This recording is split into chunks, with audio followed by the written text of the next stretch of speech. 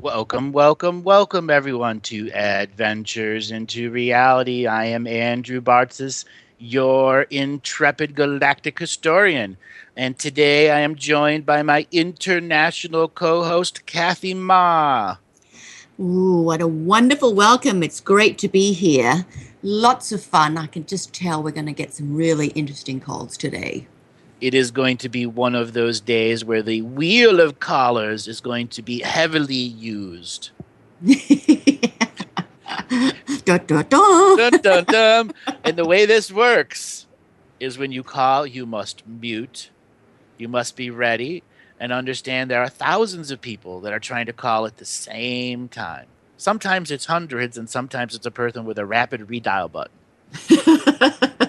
We know who you are. We know who you are. And the individual person that was using a war dialing system for 21,000 calls, you aren't going to get through. The things that go through. I remember a few weeks ago I was speaking to the station owner Hawk about some of the things that go on with the calls, and we get a lot of calls here at the show. It's one of the reasons Kathy and I continue to do this show, and we have such pleasure out of doing it. Yeah, it certainly is. It's wonderful to be able to talk to so many different people and share in everyone's lives as they share in ours, I suppose. Exactly. So we are going to turn on the wheel of callers, and our first wheel of caller has been pre-prepared because Jean-Paul was not able to get through on the last call. Jean-Paul, are you there? Yes, I'm here. Hey, where are you calling from today? I'm calling from Edmonton, Alberta, but I'm originally from Saskatchewan, just by North Battleford, from a reserve. How did you find out about the show? I'm a big fan of yours. I first started way back when you did your series with Lance White, and when I watched it, it had not many viewers on it, maybe 50. Mm-hmm. So I've been a great fan of yours. Been around a long time. So what kind of questions do you want to ask today? Wow, I've been like practicing the same scenario over and over again, and I do have lots of them. Really, a little background on myself is I've been living in Edmonton, and I've been part of that ceremonial circuit, Mm-hmm. and I just wanted to get some feedback on many things, and lots of those things don't really include me. It's about the people that I'm with and the communities that are in Saskatchewan. Okay. Who are having a hard time right now. So are having a hard time. So what year were you born? 1968. 1968. So let me scan in your individuated field right now. There are a variety of. Hold on one second. Let me translate this correctly. Subsurface beings. Let me reiterate. These are not hollow earth beings. These are subsurface beings. They still live. They still live on the surface, but just under. Max, you're going to have to mute over there. So there is still living on just the subsurface, even though they're still considering on the surface. So they live a few hundred meters under the ground, not kilometers under the ground. And these beings have been working with everyone in your area. And there's like a bee's nest has been stirred up over them over the last 7 months. A large variety of them have come out of the ground. Now, there's a variety of species. One is what we'll call the Bigfoot, the Sasquatch.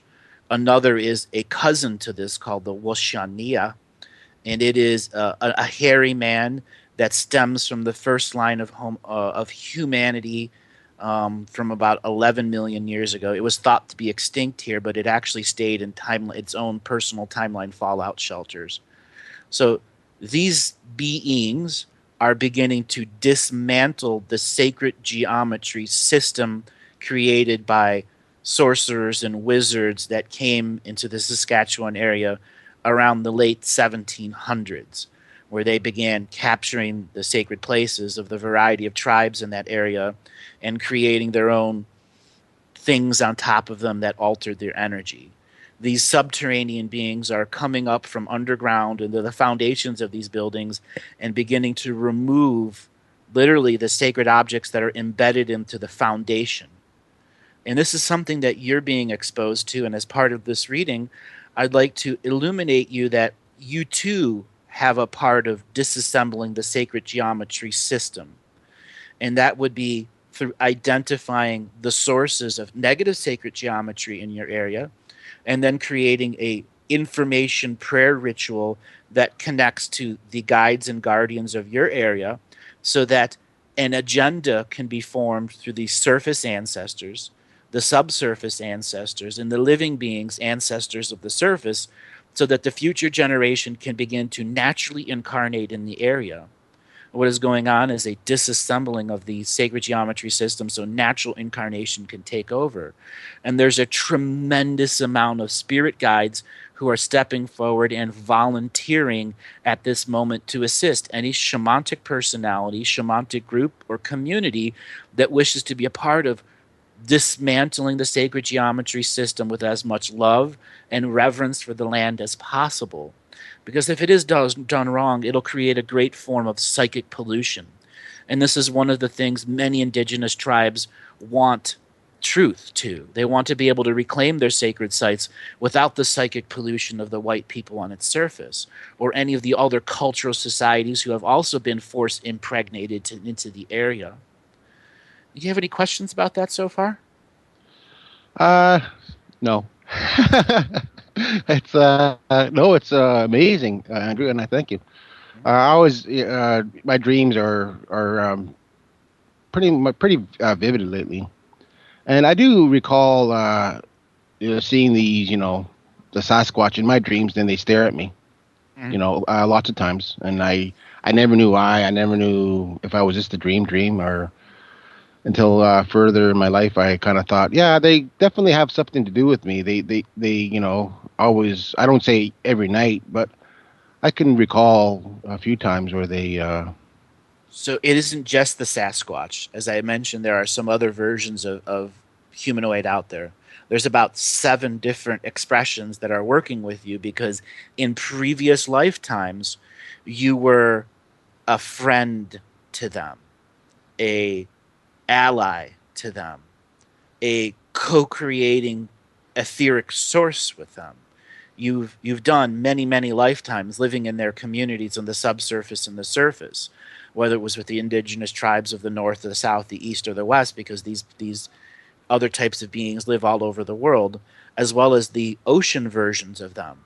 And there's a living version of you in the Pacific Northwest, the Vancouver area around 1315, 1320, where you were bringing the ancestors of the hairy people who lived in the water with the seals and so forth to the surface, and they met the Sasquatch of the trees. And there was a great ritual that came together, and there were thousands of shamans spread throughout many of the indigenous realms who assembled on the island in Vancouver Island for this unique purpose that included off-world star brothers and sisters, separate of the system of domination and control. Amazing. So they see you as the soul that has a psychic pheromone of intense leadership. How often have you seen yourself the leader in the spirit world? Lots. Are you ready to manage the spirit world as the leader of this world? Not them, that's just the whole world, but your individual world with all of the spirit beings that are looking up to you as the leader in the manifest now with their co-creative power behind you.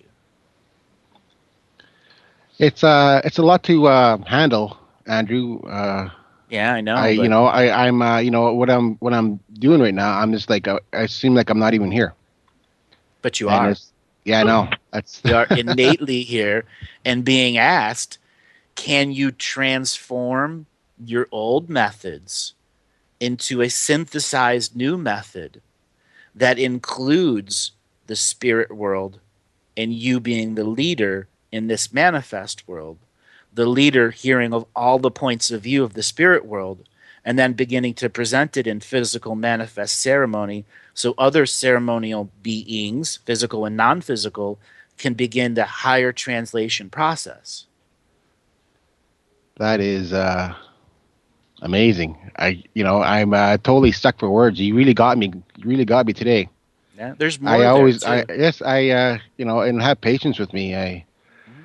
It's Oh, I a have lot. tremendous patience. I know you This do. is this is the spirit world in Yes. conjunction with the Akashic record, looking at this form that is you.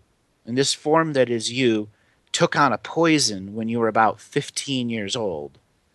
And that is your true limitation right now. Hmm. But what really happened when you were in that 15, 16-year-old lifetime? It was really traumatic for you. Uh, you know what? I can't remember. The traumatic, as in Man, did you break an arm or something? nothing, nothing physical. Nothing physical. Racism?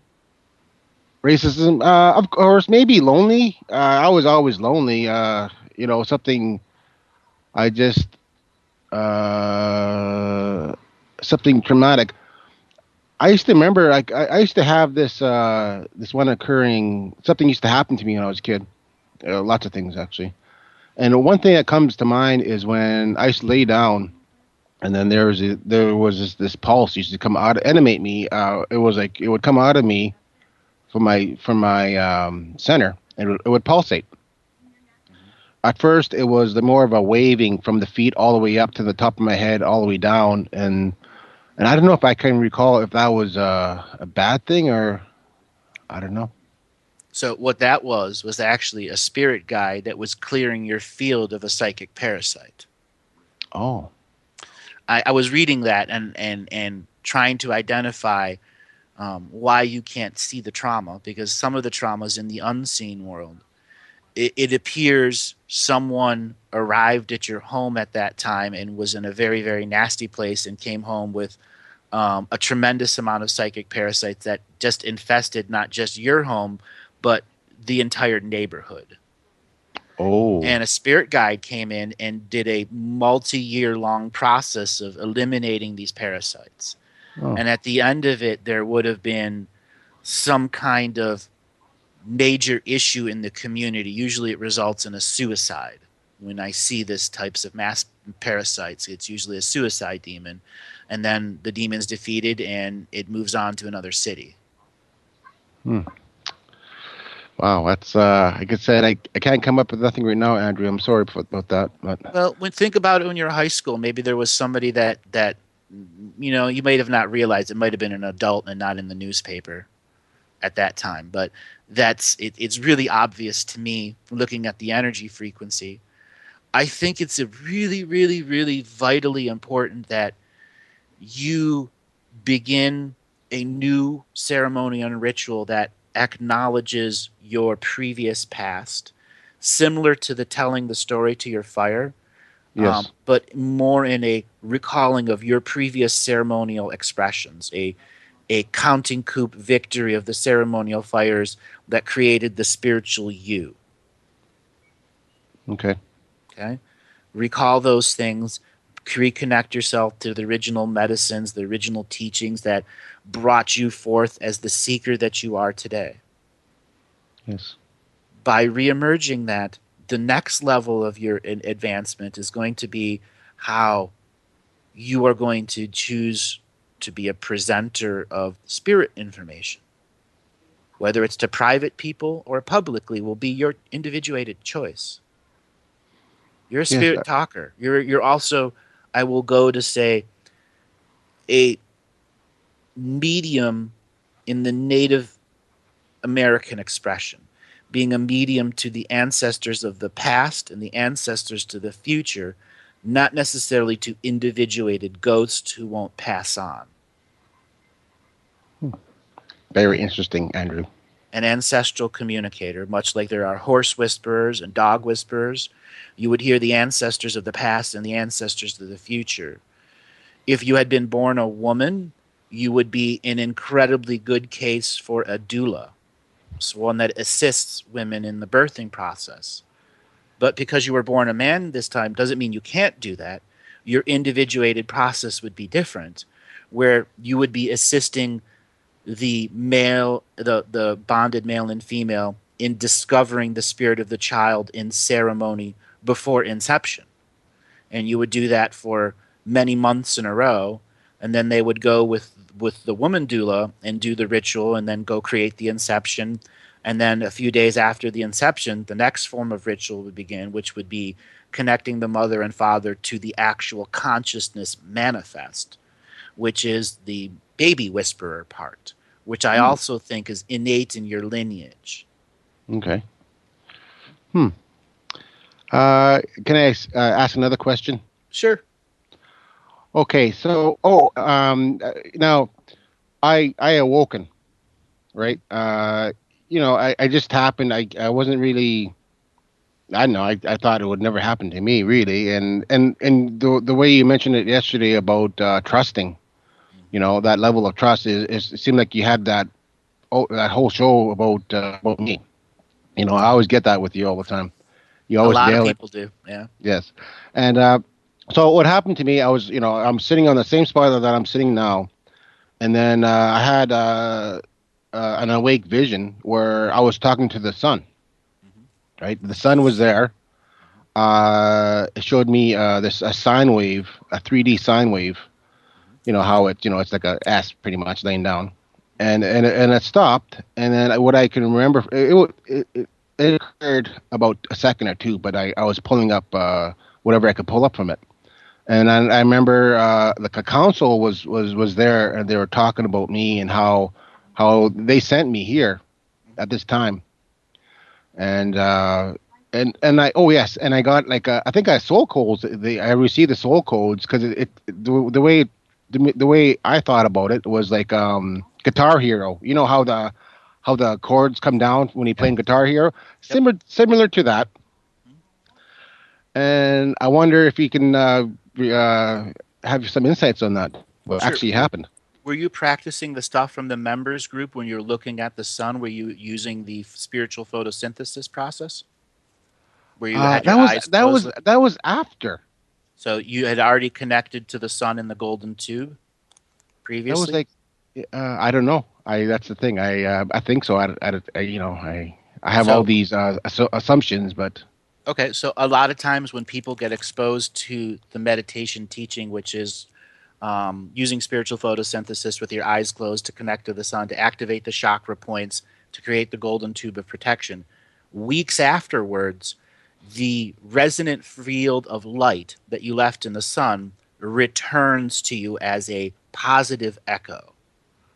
So when we're looking at the sun, and we have done those previous meditation teachings where we've connected to the sun, asked our most important question, gone halfway to the moon, returned back, re-empowered the golden tube, and we do all that, there is your light. Your residual light begins to return to you with more soul codes information.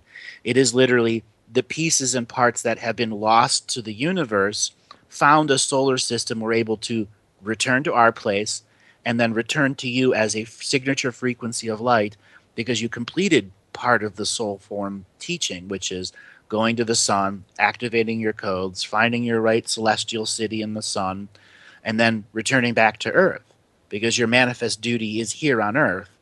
And your purpose from the sun was to transit the void between the sun and the planet, enter the astral realm, enter the anchor room in the astral room, which is how sunlight illuminates the astral worlds, because there's no actual surface sun that the astral worlds see. It's an ever-present light in all cities.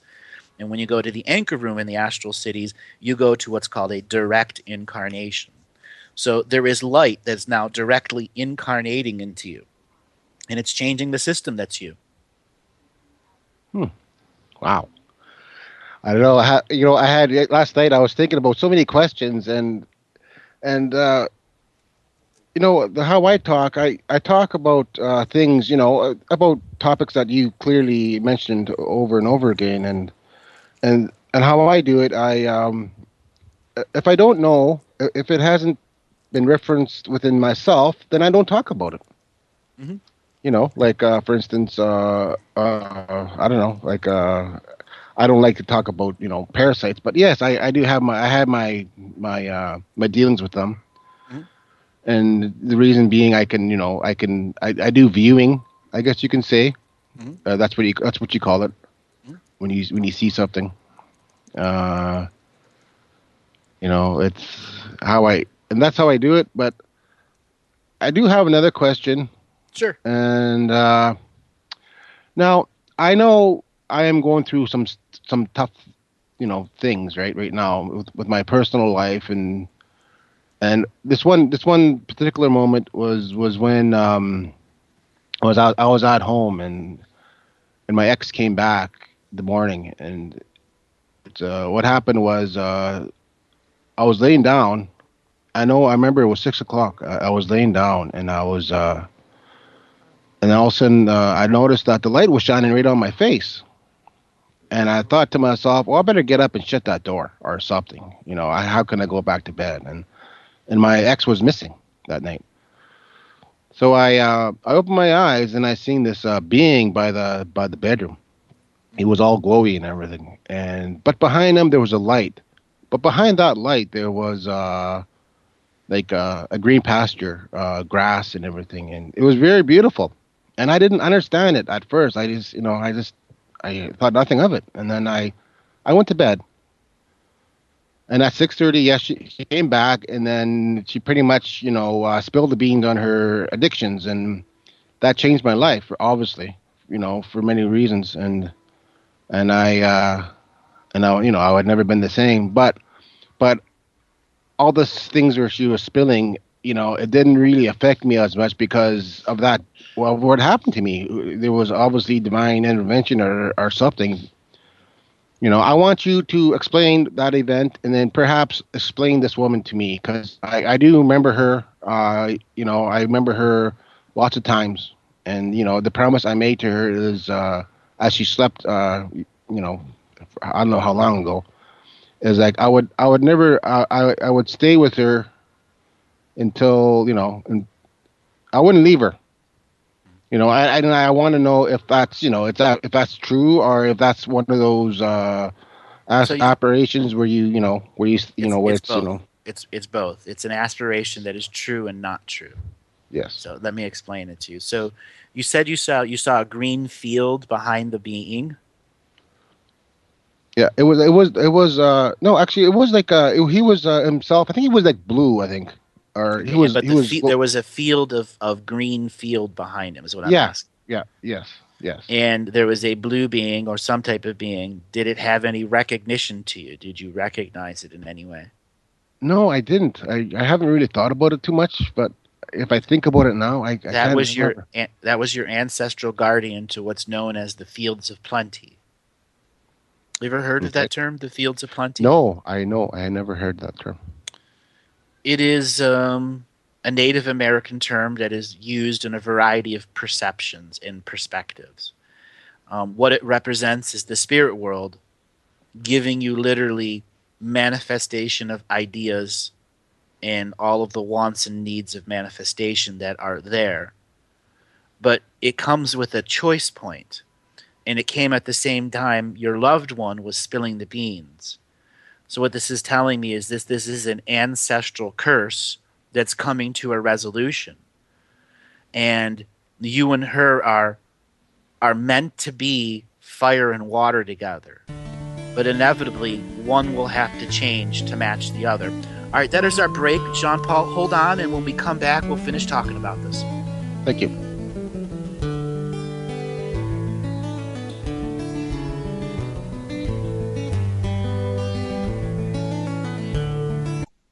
And welcome back, everyone, to our next segment. Jean Paul, are you still there?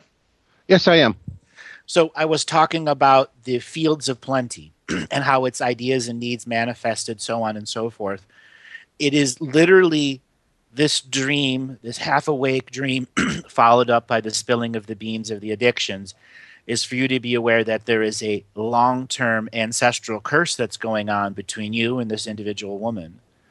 And if this person is going to truly change their frequency from water to fire or from fire to water, they will be a great long term companion.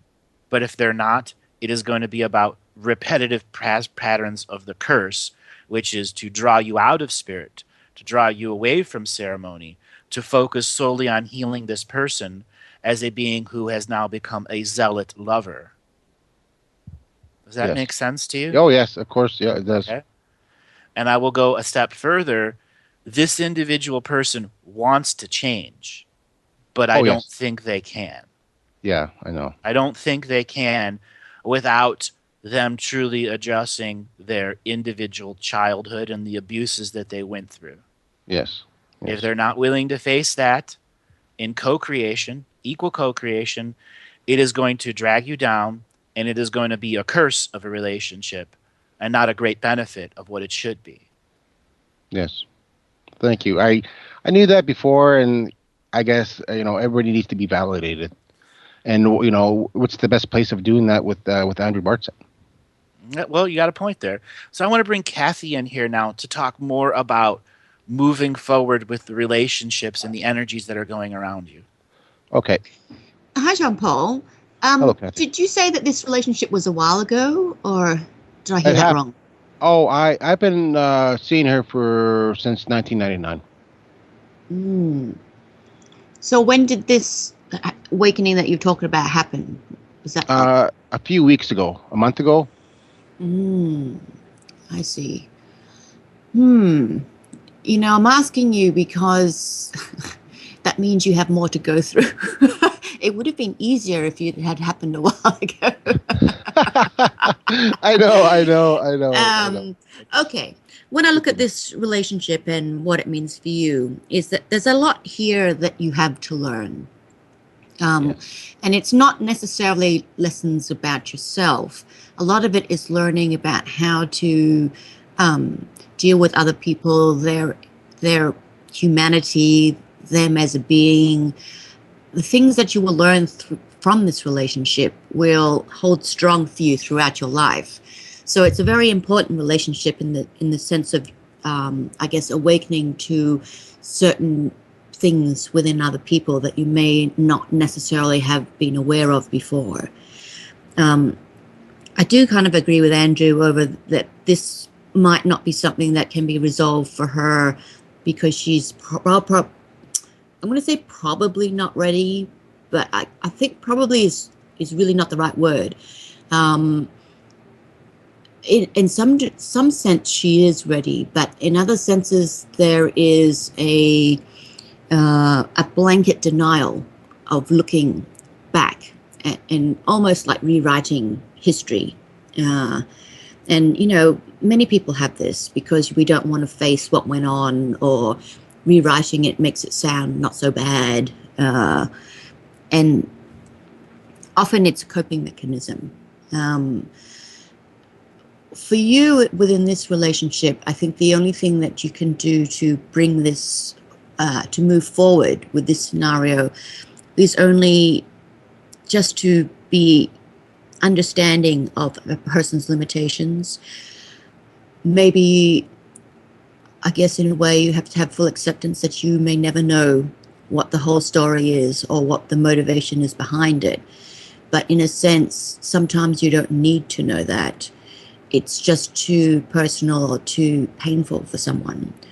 But how they choose to move forward with it and to embrace certain parts of their life that they hadn't embraced before. It's one of those things that I'm trying to think of the words to put this. Like in most issues, you really kind of need to go back and you need to reconcile with what's going on, and whether you get on board with it or not, you still kind of have to look at it and let it go. But in this case, I would say that she can actually move forward without doing that, because she's like a juggler, like not a multitasker, but she can juggle many things. So for her, she could move forward without having to look back, if that makes sense. Yes, she talked about it several times. Yeah. And you don't see that too often in people. She has this quite incredible skill. I envy her in many ways. I would like to be able to do that. Yeah, I know. She is an amazing person, but the addictions got to her. Everything got to her. sometimes it's also one way to look at this is some people have to go through something in order to come out the other end freer. Not all of us have the same reasons for going through an experience as the rest of us. Some people's reasons are different.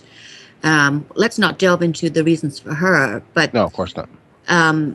The issue for her is that she can move forward and move through it and keep on going. The question is whether or not you can be satisfied with that over this particular point, because there's a part of you I can see that really wants to help her get to her root cause. Yes, I do. And she flips out every time I do that, I guess. Yeah, I know. I can see it. That's why I'm trying really hard to describe to you it's a very logical frustrating. way that you I can know. accept. Yes, I know. I understand. I know I have to go on, and the humanness in me saying, I'm not going to, let this happen to me. Like how many times in our communities we go through this, us, where I'm from, it's bad. It's very, very bad. And how many times where people say, oh, let's, they have to reach the rock bottom or something. And, I don't believe in that. Honestly, I don't. It's these same beliefs that we had about let's leave them go. And they, worst case scenario, they come back in a box. Mm. Like, It's that like tough love thing that every human being has to be learning from. It's yes, when to love and when to use tough love. And there's that unfortunate side of tough love. It's still allowing harm. yes, I know. But It's that hard. fine line between do no harm and allow no harm and stepping on another's individuated journey. Yes, The addictions are her spiritual contracts she came in with. yeah. Oh, those spiritual contracts. Oh, jeez. Yeah, it's hard to sit by, sometimes, but Oh, yes, it tears uh, me up, of course. yeah, but a person will be ready when they're ready, Yes, and there is no pushing it. Um, but the great thing about it is that for her, she can choose to move forward without having to go all into that nitty gritty stuff. And I know it's difficult to conceptualize that someone can do that, but she has that ability. The yes, I've seen it question, too. yeah, it's whether she chooses it. Yeah. And this will come down to a lot of what we talked about yesterday with the discipline and the self discipline. If she can practice extreme self discipline, she can get through this very easily. Yeah. But she is not a super strong self disciplined person. So for you, what you can do for her is help her with that over basic things to build up that sort of habit of self discipline. So therefore, she can, once she learns that habit, she can apply it in different parts of her life. But start with basic things. Don't start at the hard stuff. I know it's a touchy situation. It's a touchy, yeah. I know. I've been thinking about it lots, but I, it's something deep inside me understands it. I can see in the future where she is a whole new her, and she is, filled with light, and that's the outcome. And for now, but I don't live there. Well, maybe I do, as in Andrew and you guys both know that we all live there. But right now, I'm here in the here and now, and I feel it. But it's good to talk about it. But I do Mhm. have one more question, if I can squeeze that in there. All right, squeeze away. Okay, sorry, Andrew. Okay, now my question is about our First Nations. Mm-hmm. Now, are we ever going to achieve true sovereignty, and the treaties will be, you know, are we going to even have treaties? Are they going to be respected? Like, explain that a little bit.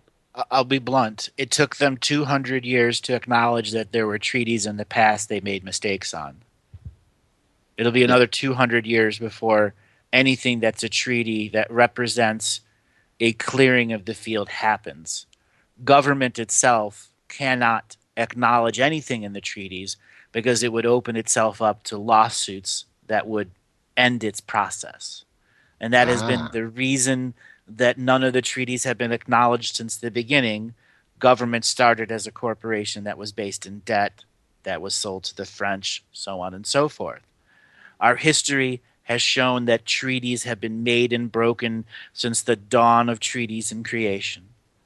Unfortunately for the native societies and the original peoples of all over the world, the system itself cannot honor a treaty, cannot do anything other than label and value you for it yourself. And once it labels and values you and you accept it, and you're still functioning within the rules that it's creating, you have still lost. So the acceptance that treaties are worthless in any way, shape, or form, and the returning to the natural teachings is the true expression that, in my opinion, as a person that's looked at all of the different expressions of the original peoples throughout our history of 50 million plus years, of the history, the original people before the original people before the original people before the original people, who have the same treaties with off-world beings until they too were abused for their land, because this is such a unique place. So what I say to the tribes and the nations out there, let go of the laws, let go of the energy of the system, let it go to the void, so that the stalkers of the void, the Puma clans, can pull it apart piece by piece by piece. Return to the bear clans, the elk clans, the snake clans. Return to the natural ways. And within the natural ways, you will learn the new treaties, the treaties of spirit. That which spirit is making a treaty with you, the individual shamans who live on every different land, to go forth and speak the ancestral truths of our history, our peoples, and the different sentients that live in this world as multifunctional, multidimensional beings of spirit. Re-raise the spirit in the people and the lands. Allow the next layer of great mysteries plan into the very ceremonies that you create, similar to the ancient legends when they did the rain dances and the ghost dances and all of those other expressions that were meant to bring spirit back to the land, to bring balance and harmony. Those are the messages to the native people of the whole world. The system is worthless. It means nothing to the true spirit of those that live on a land in balance with the ancestors of the past and the future. Thank you. And I've been trying to find that answer, but I kind of know it as well, but lots of people don't. And that question was for people that don't. Yeah, thank you. That was a good question. And actually, it wasn't for me. It was for Christina, my good friend. And one last thing. Sorry, I know I'm probably taking your time. It's okay. And how about last one is, how about the waters? I'm in Saskatchewan now. There was a water leak. No, sorry, an oil leak that kind of contaminated the whole river, and it's horrible up here and by North Battleford region. And for me, I work in the oil field, and I know, there's obviously some shenanigans going on with their excuses, saying that it's okay. And I don't know. Could you throw some light on there a little bit? Yes, I can. There is nefarious magic going on there. Yes. So what I can shed light on is anyone that is a practitioner of spirit that works in the oil industry, you have a variety of tools that are available to you. And those tools include crystals and minerals, as well as sound and prayer. At the moment and place and spike of a leak, there is a shaman out there, thousands of and millions of them around the world, who can go to that place and close the portal that allowed that corporation to create pollution. And that corporation is not a person. And yes, there may be people in that corporation, but it is the artificial intelligence that created the portal.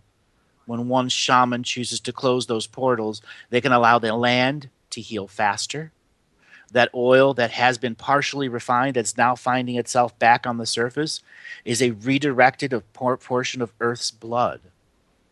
And that blood can have a very positive effect on the land if the shamans begin to transmute the globes, the globs of oil into something that brings life force once again.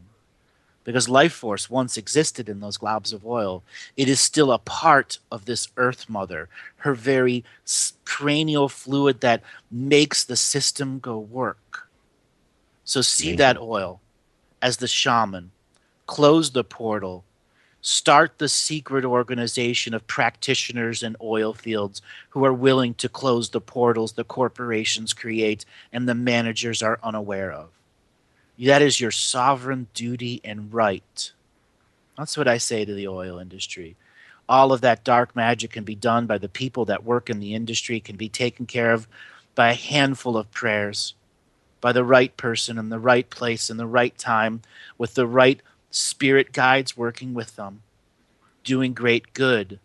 And yes, there may be a disaster on the surface, but it is the shamans who transform the minds of the people to take the disaster and the trauma and convert it into a great victory of spirit. Amazing.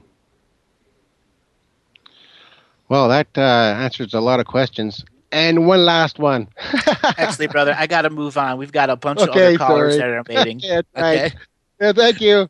You're welcome, Jean-Paul. You have a really good day. Yeah, thank you. We get some special callers, Kathy. Yeah, we do. Very interesting questions he had to ask as well. So let's move on to the next caller. Our next caller via Skype. Max, are you there? Max? Yes, I am. Hey, your And name and where you're calling from, Max? Asheville, North Carolina. Well, welcome, North Carolina. How did you find about the show? Been listening to your YouTube videos. I have a good friend that part of the Soul family. We do solstice and equinox work rituals together for a long time, particularly at different sites of the country. But he said, check out this guy on the web, maybe 6 months ago. And that's how I found you. And I'm a close friend of Janice Sandine, who spoke with you recently, and we often chat about the things that have come up from the videos that we're listening to together. So that's been great. Very cool. So what about the material prompted you to want to have a reading, to make call through? It's interesting because I hadn't tried calling before. I felt like today was the day, so I have a strong will. Of course, like everyone, I'm interested in galactic history.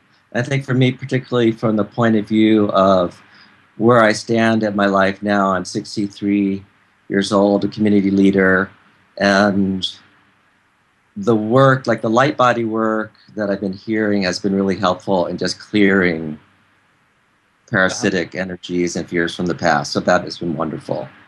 Sort of an ongoing process. I did read some of the revocations in Washington, D.C. recently and even filmed some of that. Max, this is the producer. Could you please turn the camera off? There we go. Thank you. Better? Mm-hmm. Yeah. So go ahead. I had two things. One, from the point of view of galactic history, I had a traumatic childhood, which, along with some very blissful elements, that has somewhat scarred my experience. I was at a young age a spiritual teacher and worked with people for about 20 years.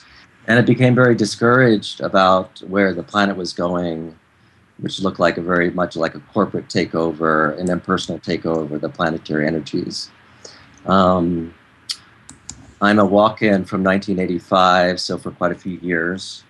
And my basic, deeper question is, how can I work with this material more deeply to move to the next level, to be of service again?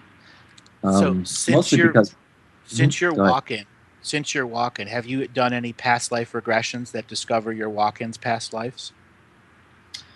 Well, interestingly enough, I remembered many, many of my past lifetimes previous to the walk-in. And since then, when I brought in this max energy, or was given to me, I feel more from the future, which is like the timeline confusion. When I walk through the world, it looks very old, like something from the past to me. Okay. And I've been told, without personal verification, I've been told that a lot of my recent lifetimes were also being a walk-in. let me reiterate this. I have my own set of constructs when it comes to walk-ins. So when I look at you in the fetus in the womb, I saw a twin there with you. So the twin didn't survive the birth. Okay, The walk-in was your twin coming in. that makes sense. So does that make you an actual walk-in? Right. The answer is yes, it does by technicality, but it shared womb time with you. Therefore, it was a part of the creational process of the walk-in. So the original you is actually still there. And therefore, you're a twin inside a single body. And your twin is operating your dream world more than you are. You are running the physical world. That makes sense. Okay? Now, the disillusionment, it was a corporate takeover of this world, a spiritual corporate takeover. Right. That is representative of the failures of the 50s, 60s, and 70s, in which other lifetimes where you were living simultaneously to this lifetime, where you were a person marching in the streets, where you were a person dying in the Vietnam War, where you were a person in Germany trying to break out of the old frequencies. So you lived scores of lifetimes from the 30s to the 70s. Scores. Interesting. In the attempts to cover up what Max would be. The earned Max that you have now. So this is an agenda. Say again, what do you mean by cover up? If the system understood the bigger plan of what Max was, Max wouldn't have been a twin in the beginning. Max would have been born into a different DNA lineage and would have ended up probably in Las Vegas as the stage magician. Because that's all your soul would have taken at that time. If you couldn't do real magic, you were going to do stage magic. Wow. Because at least in stage magic, you still had the awe and wonderment. Right. Because the awe and wonderment was taken away from you 50s, 60s, 70s, 80s.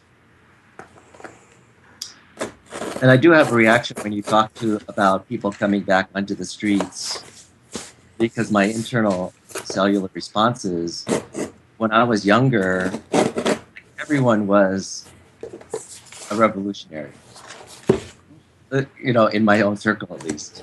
And now it's seems like people are just kind of surviving, even though here in Asheville. I want to say, Laura, can you mute? I think you forgot to mute there, Laura. Okay. Thanks a lot. Sorry about that. Even though here in Asheville, I feel like this is a part of community that we're building a model for the future, and very blessed by the magical earth energies that are here, very ancient energies that are here. So that is really beautiful. Well, one of the reasons you're drawn there is lifetimes that you had living on that coast. So I'm going to go back to 2100 BC, where you're living in the ocean, actually, as a merfolk person. And you would regularly come to the beach and meet the shamans of the local area and exchange stones that you would find under the ocean. Red coral, diamonds, gold pieces, copper, etc. And they would trade with you some of their sacred ceremonial objects that they were trading with people that were deeper inland. Okay? This individual lifetime, you had a message from a shaman that was deep inland that was asking merfolk people to come up the great waters of the rivers and deep into the swamps, where they would have to go from salt water to brackish water to fresh water, that there was something that needed the merfolk attention. There were scores of merfolk that basically went on this great journey with you, where you swum up the rivers into the great abysmal swamp. Are you familiar with that? Yes. Okay. Deep into the blackness of the swamp. Now, as a merfolk, you are capable of shape-shifting into human form for very short periods of time, but they need tremendous amounts of water. And when they go from salt water to brackish water to fresh water, they need to regularly house themselves in that water to go through the expunging and changing of their salinity levels. When you made it to the deepest part of the abysmal Black Swamp, you were also accompanied by some Native Americans there. Your arrival there, how do I put this, coincided with an off-world arrival of another set of beings who were going to be bringing DNA to a merfolk people who are only going to be born in that particular area. Hold on, that is our break, and when we come back, we'll continue with this. Okay, thanks. Welcome back, everyone. We're going to continue on with our caller, Max. Are you there? Yes, I am. So I was telling you about the merfolk and the journey to the Great Abysmal Swamp, to the brackish waters, to the fresh waters. And then there was a presence of an off-world source that was aligned by the shamans of the land. And this is where two separate off-world communities met and exchanged DNA. There was a let's just say it, a very beneficial meeting of shamanic and off-world beings who asked a great service of the merfolk beings to come and offer some of their presence so DNA can be extracted from them and the shamans that were there so they could create a temporary skin suit species between human and merfolk. So a few 100,000 souls that were stuck in the ancestral world of extinction could come back into a life force and then brought back into the ancestral homelands of the future generations.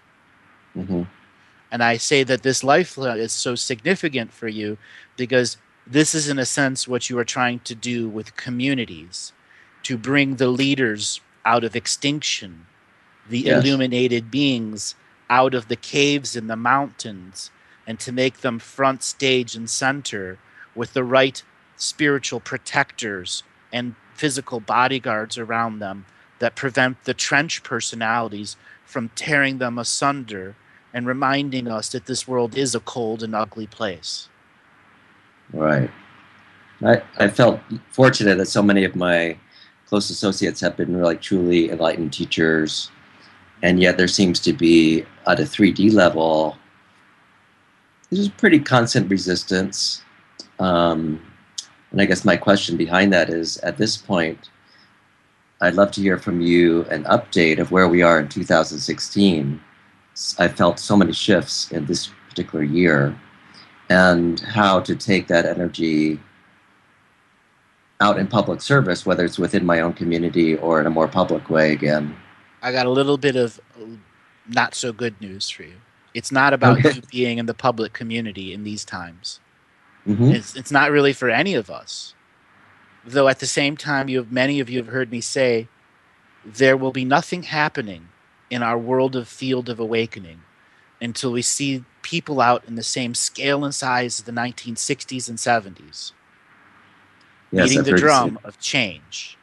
Until that time, it is no different than the last 30 years where nothing has changed and it has only gotten slightly worse. Right. There's a global infrastructure of distraction that we're all cyber linked into. So for you, the individual person is to disconnect from the global infrastructure of distraction and connect into the global interconnectivity of human species. To connect to the synchronicities of all living life, to find yourself rededicating yourself to the shamanic presence, equivalent to that ancient being in 2000 BC who take the great trip from the oceans to the abysmal swamp, because he did it out of service to this world. Right now, you're seeing yourself as service to a community, and you have to see yourself as a service to the global community. Okay. So redirecting your shamanic intentions to be a part of the global community of thought leaders. Right now, your community cannot create any more new leaders, cannot manifest any new luminaries, because the system itself has a stranglehold on the previous luminaries of the post generations. Yes. So we must manifest our own luminary source. And this is a call to you and all those other shamans out there that are just like Max, that have been living a long time. This is where you go into the spirit world, because you will not be doing your work in this physical world to make the change. It'll be those that are ready to march in the streets once again. You did your marching. Now you must march in the spirit world and understand the spirit world is trying to hand you the ancestral torch of responsibility, which is, are you ready to be a luminary, glowing light with all of your words? Are you ready to have that group of protectorates around you, creating communities around you? Not a guru, but a luminary who's sharing all life force and wisdom and knowledge as a co-creation to the global dreamtime species we truly are.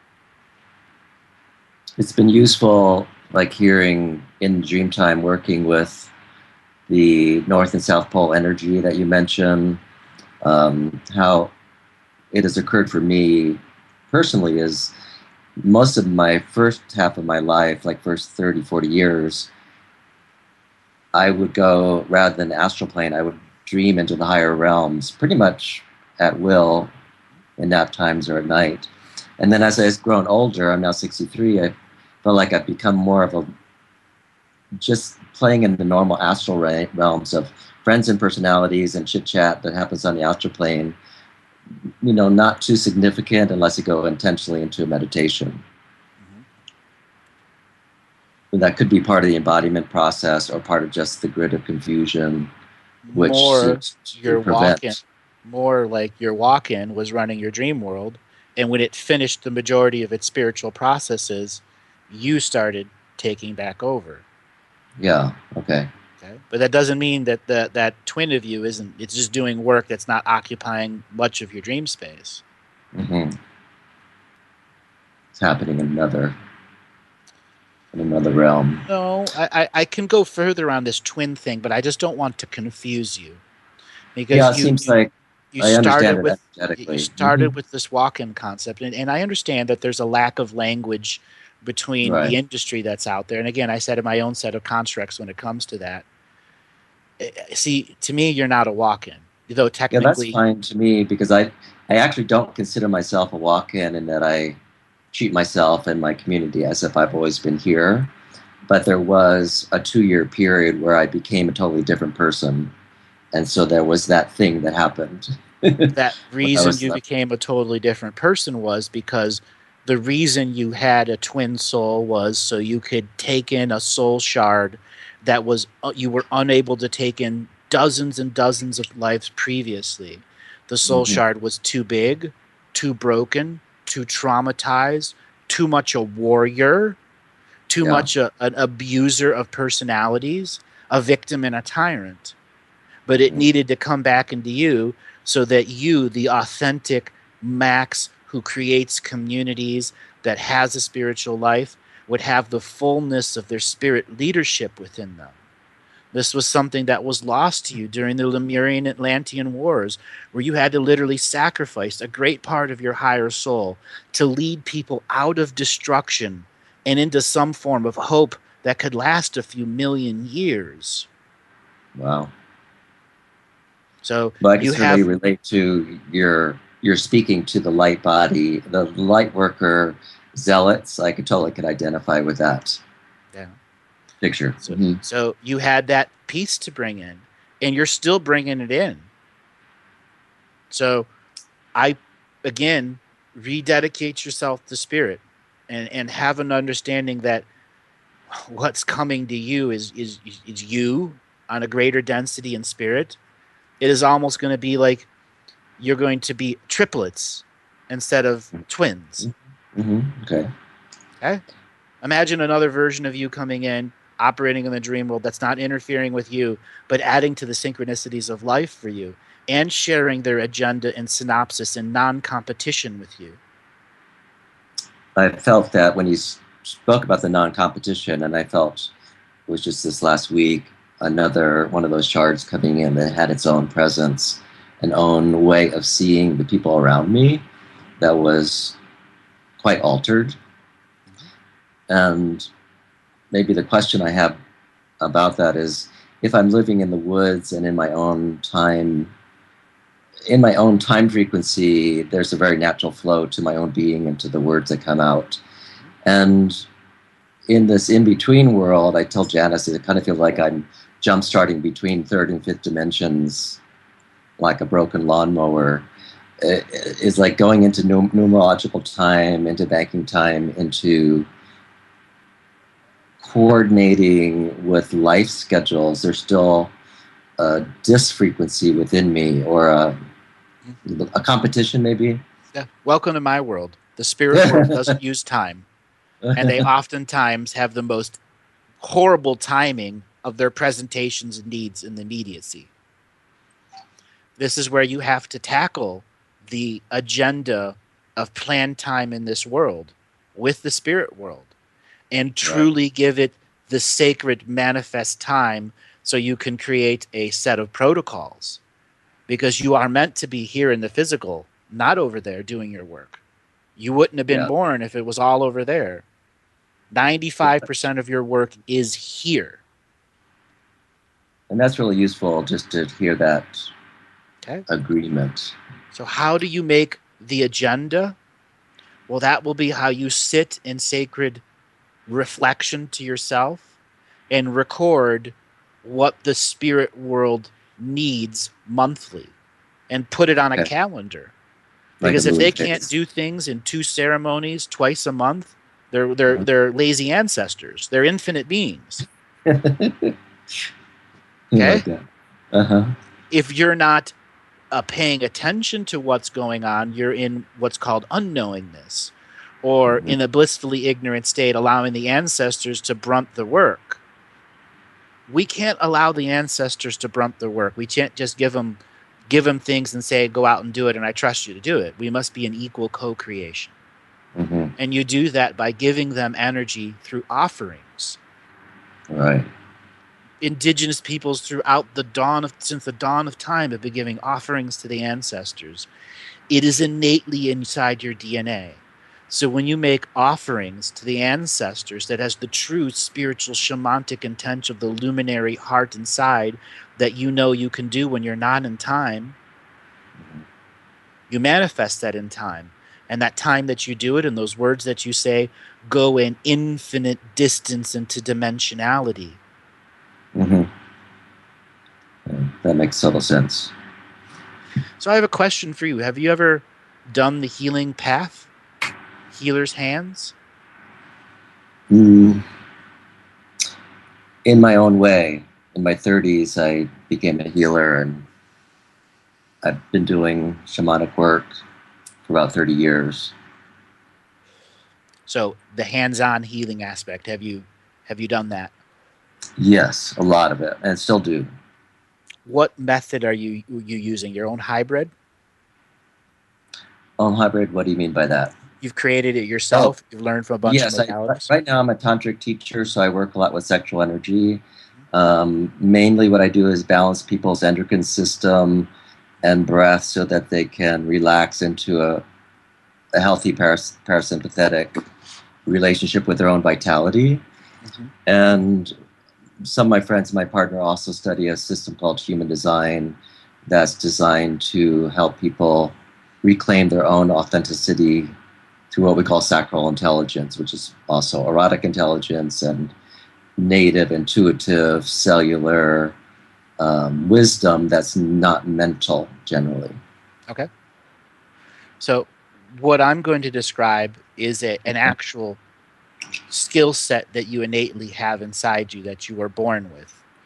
The mode that you are healing is representative of thousands of past lives where you did virtually the same thing, but just apply a different era of time and a different group of cultures that allowed a different set of positive things about, or the taboos of sex or relationships. Okay. You've been doing that. There are also other lifetimes where you don't work with the interpersonal relationships and the traumas of the energy of your body. You work specifically with what I call recovery of lost parts, or soul shard recovery, shamanic journeying.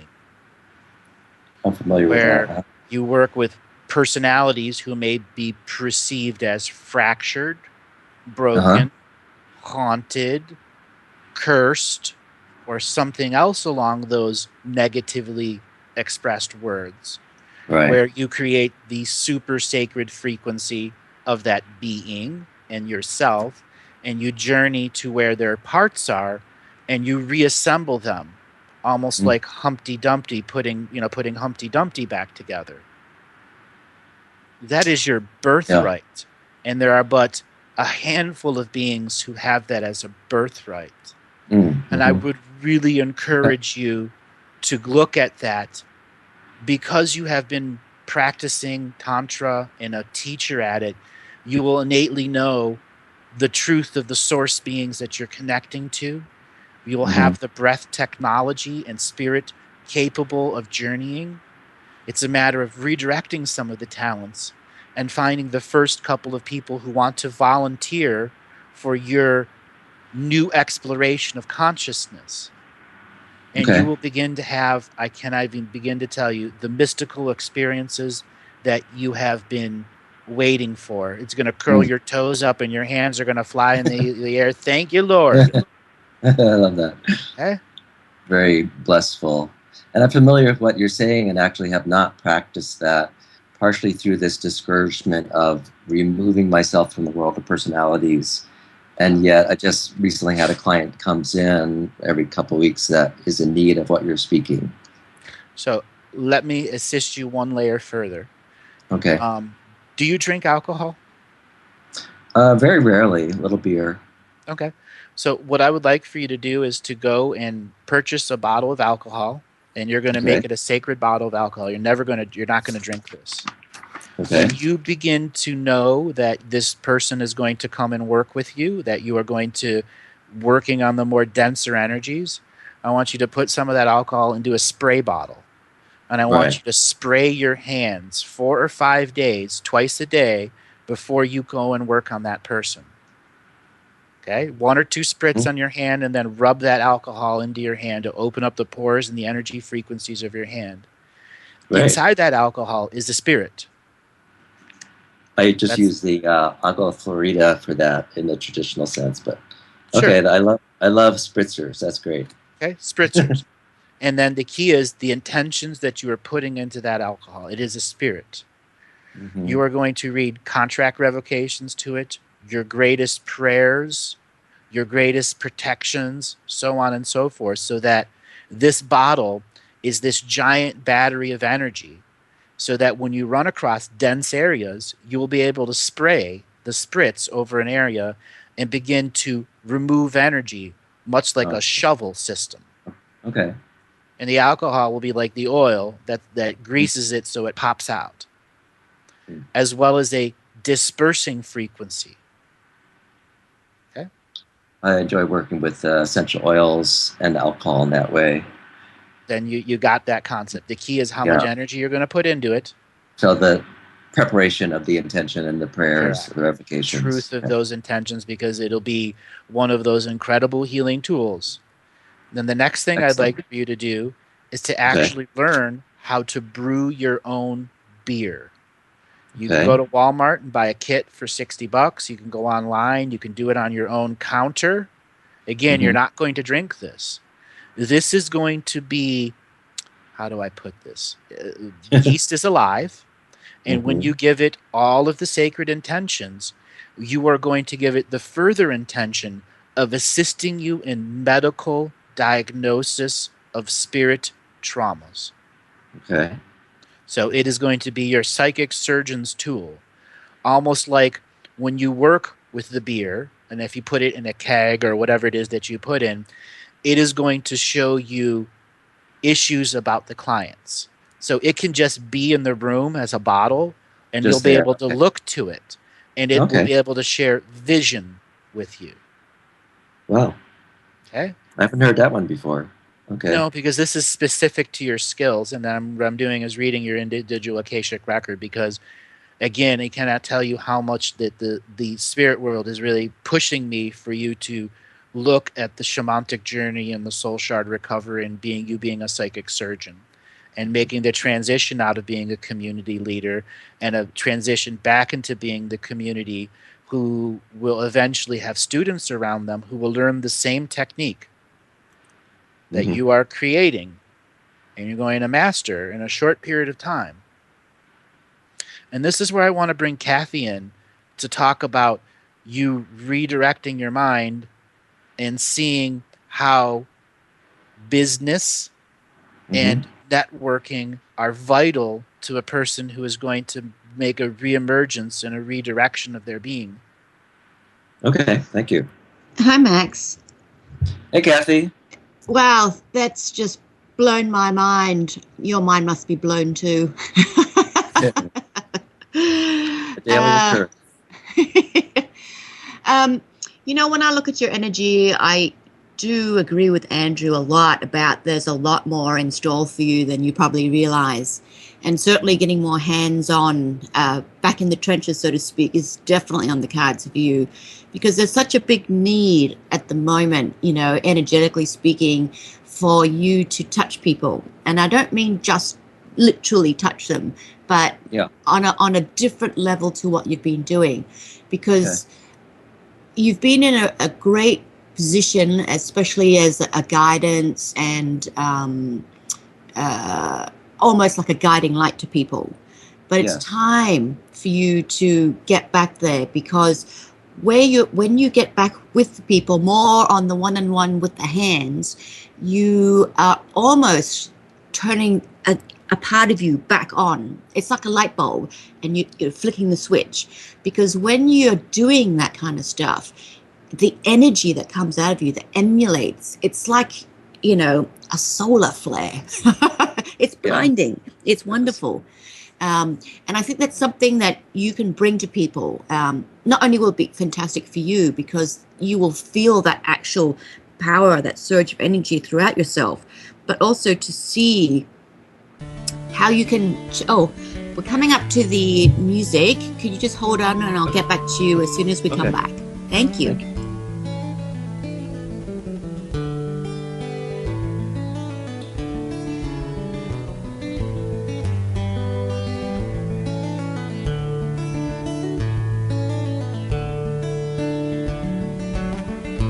Welcome back, everyone, to Adventures into Reality with myself, Kathy Marr, and the amazing Andrew Bartzis.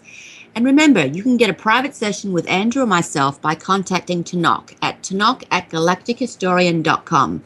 That's TENOCH at galactichistorian.com. And we'll be able to get to the bottom of the issues and help you see a better way ahead. And for those of you who don't know, Andrew is offering a free video series called Living the Mystical Life Daily. He shows you some tools and gives you knowledge about how to have mystical experiences in your everyday life. So sign up for free at andrewbartzis.com.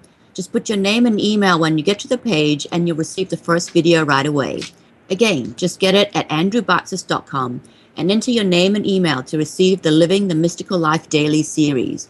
And if you'd like to learn more about me, please check out my website, which is kathysperlsofwisdom.com. And that's Kathy with a K. Max, are you still there? Yes, I am, Kathy. Excellent. So we're talking about you embarking on learning this new healing technique and morphing it into something for yourself. And me seeing this wonderful solar flash energy coming through. I'm just very excited. I'm jumping up and down in my seat. But one of the things I do see about it is that it is so powerful, and what you will morph it into is really, really an incredible, let's call it a source of light healing is the only thing I could really call it. But once you have mastered it and you've worked out your technique, in terms of the business side of it, I really want you to consider as soon as possible to start teaching people how to do it, because this is something that is just going to rock people's worlds. It really is. And because you're going to be the one who knows all about it, it's very imperative that you teach earlier in this process. And it doesn't even have to be formal teaching, because the more that it is being practiced, the more feedback you will get, which only will make it grow exponentially. It's a very exciting thing. You will probably have to think of a name for it. So I have a fairly long-term light body meditation practice, and have been thinking about incorporating that into the teaching. It seems that more and more young people are coming with the solar gazing and really interested in the things that we have to share about that. So Definitely, very a interesting. way that people could have a personal practice that's apart from just working with the soul shards and integration at this level. Oh, most definitely. And the thing to do is remember, when you come to getting the word out so that more people will know about it and have that healing for themselves, that you need to think about marketing. I know it's really not you, but you have to think about it. If you don't want to think about it, get someone you know to help you with it and just tell them what you want and then push them off and let them do it. Because I can see you already thinking, oh, it's all, it's not me, I'm creative. But that's okay. But you do need to do some form of marketing. And for me, when I look at this, it's a word of mouth, which nowadays they call the WOM, the WOM. But that is your most effective. It's people that feel it, have experienced it. They're going to be your best marketing tools. So you have to find a way to harness that. And looking at your energy, I think you probably won't do that. So you need to allocate a lieutenant that's going to do it for you. Yeah, I agree. And definitely don't even ask them all the details, because then you'll just want to get interfering and I don't want to do this. Just let them do their thing. I just met with my webmaster a few days ago. There's having lived most of my life in California, I felt a reaction to a lot of the hype, New Age hype that was there, and kind of had moved really away from it. But I understand what you're saying. Just practical. Well, think of it more, for you, it's not as much hype as one would think in terms of the marketing I'm talking about. For you, think of it more as you're getting the word out so that more healing can happen to more people. In your mind, just think of it like that. Okay. And then the details, not your thing, so you don't even need to worry about all that. But I would say if you were start to practice this, get everything morphed together, it would only take maybe 6 months for you to be happy with what's gone on and want to share this technique with other people. Oh, okay. So you really don't have long at all. I'm a fast mover. Yeah, I can see. Speedy Gonzalez. Well, I guess I would share with both of you that I had moved away from working with people at 97 for about 11 years. I just decided to work with plants and animals and had elemental creatures, working with making water features and landscapes. And at the deeper level of resistance is I feel like personal healing can only go so far until we have a change in our banking system and a change in the deeper lies and disclosures of the society, even though I'm not actively involved in shifting that except as an energy being. So it just, I really feel that having worked with thousands and thousands of people in the past, I really felt that, wow, this is really limited in what we can accomplish, even with very deep soul healing, because people are still running up against a society that's not functional. Because they haven't understood how to take their energy back from the system. Right. And as soon as they take their energy back from the system, they get to be not valued. The system values you at birth by giving you a social security number and a foot stamp. That is the first order of trauma to be encapsulated and released in anyone that's going to be a self-healing and self-nurturing person. And to say that we are in a time that society is limiting us, it is. It is limiting us from our infinite nature. Yes. There's that global infrastructure of distraction. When people let go of distraction and get into spirit, as you well know, they change their lives. But they still run into that wall of after their lives have been changed and they realize self-healing and self-nurturing is a continuing process. They get weighed down by the responsibility of their new awareness, and that is what erodes their good feelings. Oh, okay.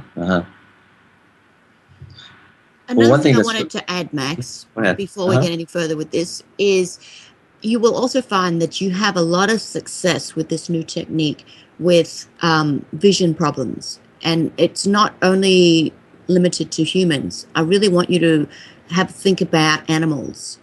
because whatever energy that you're generating is extremely effective for vision issues. And also, like injuries that, if you have a knee injury or an elbow injury that just never straightens up again, those kind of things as well. I don't know what you do, but there's something that is amazing, and you will have great success with those two types of things. But certainly you'll see it more profoundly on animals because the effects will be much quicker.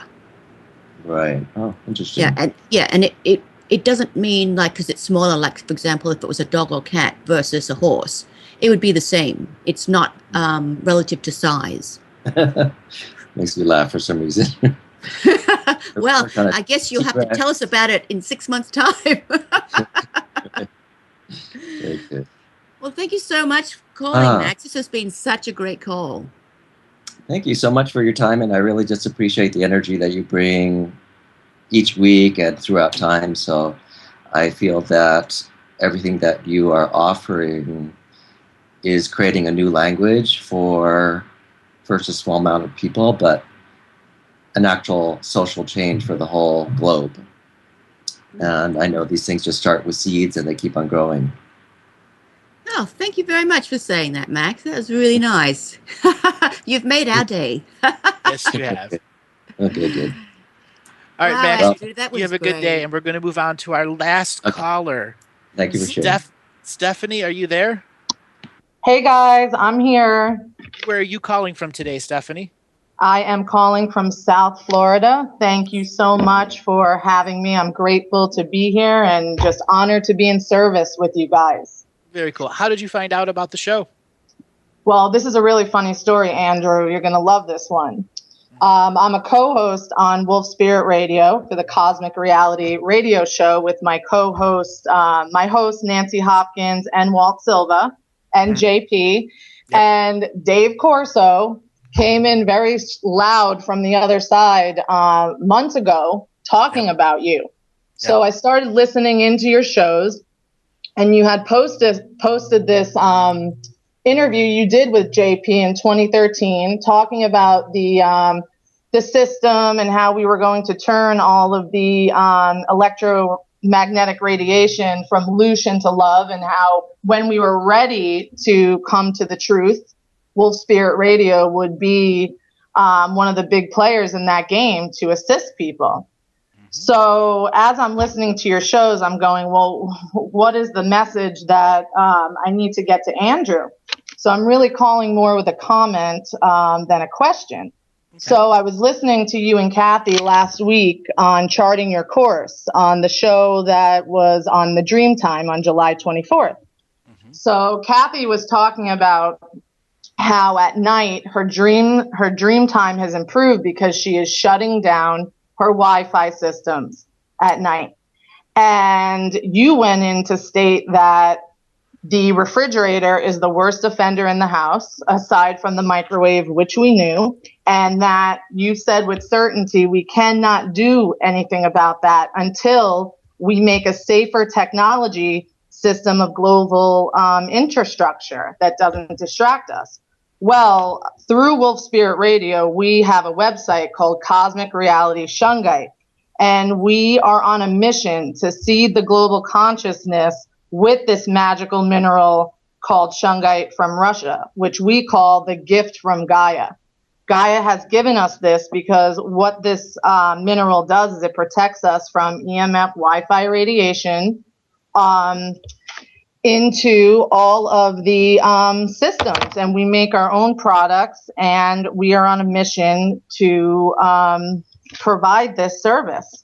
And I really thought that you should know that there is these tools out here. And we've been working this mission for over 2 years now in order for people to raise their vibrations and take their energy back from the system. That's wonderful. Shungite is a very, very powerful mineral and crystal that, when used properly, can do all of the cleansing and stuff. And it is a gift from Gaia. So, Stephanie, I have a question for you. What was your relation to Dave Corso? Well, I'm just working with him from the other side now. as we all are. I didn't really have a relationship with him. I was thrown into this mission almost 3 years ago when I met Nancy Hopkins, who is a host on Wolf Spirit Radio with JP. Shungite came into my life, and as a sensitive, multidimensional being that I was really, I want to say, very low-brational and pretty much near death. Because I was so sensitive and open to all these energies, I was constantly being attacked through, Wi-Fi radiation that we have to live among. We need technology. However, it's doing a damage on us, and where it's really doing a damage is on the children. I saw that myself. I have a 9-year-old starseed child, and she was in the public school system, and I see what this is doing to the global, not only the global infrastructure of the distraction, but to their growing brains and their consciousness as these children's manifestation powers. I mean, if every child had Shungite, we can change this whole thing in 24 hours. Absolutely. If every child had any crystal, honestly, Right. And that's the truth of the power of the mineral community, because they can all share skills, and that's the uniqueness of what Shungite represents. It's representing of all the external sourced crystals and minerals that don't naturally exist in our world. Shungite can be the manifestation and representation of them, so that they can create their fullness of spiritual alchemy. Right. I love it. And we have different products that we have invented that infuse the Shungite powder with a colloidal silver solution. So when you're putting these stickers on your Wi-Fi routers, your cell phones, your computers, you're actually putting this healing field and hijacking the system. And, the most important part about Shungite is that we have the large molecule in it called the fullerene or the buckyball, which vibrates and emits the energy field that produces balance at the etheric and the physical level. People need to get grounded and biocompatible with the natural rhythms that our Mother Earth is putting off. I know what it feels like to be up in the etheric all the time and not grounded. It is not a very fun place to be. No, it is not. That is one of the reasons why spirituality is such a harsh industry right now. Right. I absolutely agree. And Shungite is a tool that everybody needs, and that everybody can use in their spiritual practice, and, just creating and co-creating together. And, what you were talking about in the dream world, it really resonated with me, because that work is so important that we're doing. But if we're constantly hijacked in our dreams, and especially the children, then how can we co-create here? So by doing ceremonies and rituals with the elements of this world, so that we can make a living dream frequency through the interconnectivity of our individual ceremonies spread throughout time. Now, can I ask you a question, please? Can Sure. you go into the Akashic records and give us any information on Shungite or the Hollow Earth that you're getting on relative to our mission? Okay, so again, Shungite is the planet's gift. It is planetary celestial alchemy. It is a representation of all living beings on this world, of every mineral community or crystal community they have ever met before that's in their Akashic record. When every being comes here, it uploads its Akashic record to the frequency of this world, and this world stores a record. And inside that record is everything you've met in 1 degree of separation. Many people have also brought stones here. After a while, this planet has created alchemy known as Shungite. And Shungite is the representation of every crystal that's ever been experienced by every being living on this world, past, present, and future. So it is every crystal put into one. Just as we are having our awakening, the crystal and mineral community is also having their awakening. Their process is just happening before our frequency of time is coming to an existence. That's why there's a manifestation of shungite in general. It is there for the people to use. But even the amount of shungite that isn't used, it is still doing its mineral community purpose, which is ascending those beings who are becoming shungite beings, choosing to be here to manifest what I call the 8th color of time. Our DNA skin suits are 7-color experiencing bodies, and our soul is a 7-color experiencing frequency in a universe of 7-color sovereign free will. When manifested into our bodies and going through the compression of the galactic central plane, when exposed to shungite and a variety of other crystals, we go through the syncopated process of bringing more of the infinite source into our DNA. And shungite is a sample encoding of infinite energy into a finite object. Just like a piece of holographic film, when cut in half and half and half, each individuated piece has everything of the whole. We too, in our own DNA crystallization process of the awakening and the ascension, will use the metaphor in the actuality of shungite and a variety of other crystals to create our syncopated process of expanding our DNA, so all knowingness is within the grasp of the technology, I am presence, manifested in the now, who's choosing to be in non-competition with all other parts of itself. Where we are on the journey, well, that is a matter of perspective. So my perspective is thousands and thousands and thousands of belief systems that have millions and millions of people inside individual belief systems will create metaphorical trains that are all heading to the same yard, and they will all crash into each other in one gigantic debate of, is everyone true? And the answer will be yes. From each perspective, belief in what you believe in is true for you in that moment, whether in awareness or unawareness.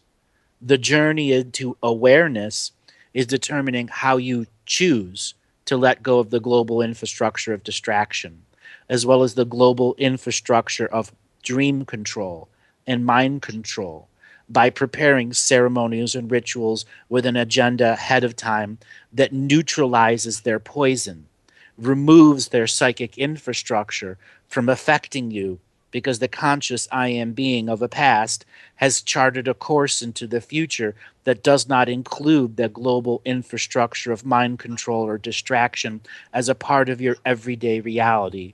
The magical practitioner, the reality program, has manifested into the now.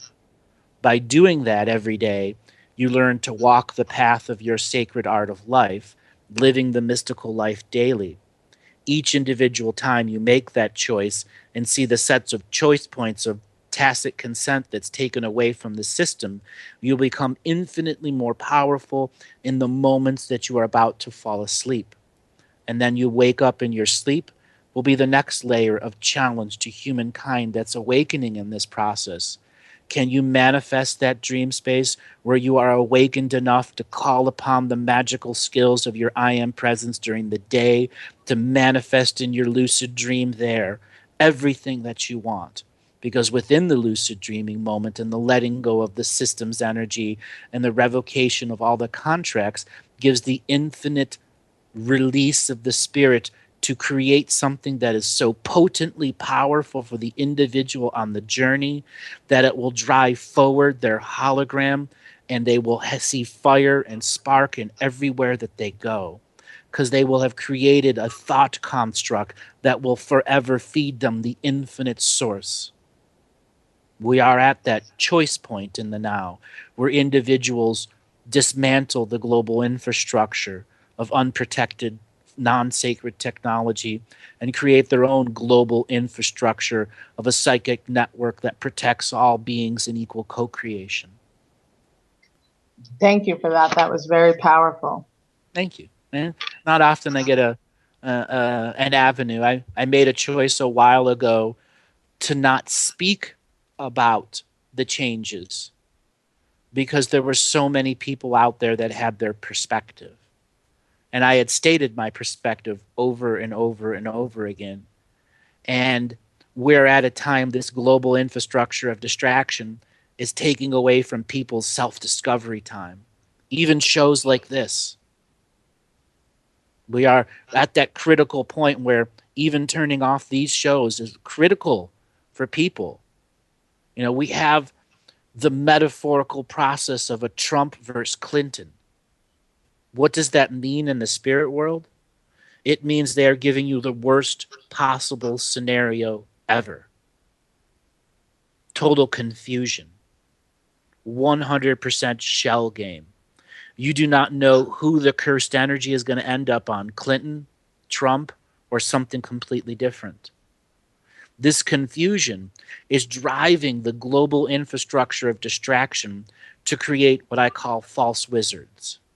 And these false wizards are using their presentation of politics and spirit and conspiracy to drive forward a hologram into a direction that is not awakening, but putting more people to sleep, because it is still a part of the global infrastructure of distraction. It is not the alarm clock that is waking people up that it was 5 years ago. It has now reversed that alarm clock energy, where you are always hitting the snooze bar because its noise is too much for people. But they are tacitly consenting and agreeing to this process. They are not out in the streets marching in the same scale and size of the 1960s and 70s. When I first came out on Wolf Spirit Radio, within a month of having my first show, I was running an actual marathon with Dave Corso on Wolf Spirit Radio and JP, an 18-hour marathon titled Nothing Was Going to Happen Tomorrow, December 21st, 2012. And I continue with that process, that nothing will happen tomorrow. There is no global awakening. There is no freedom. There is no truth of love and light. It is just the corporations eroding your soul with the global infrastructure of distraction until we see people out on the same scale and size of the 1960s and 70s with a whole new impulse to change the system that does not use the radical views of the 60s and the 50s and the 70s, but allows the radical views of the infinite thought leaders and the masterful now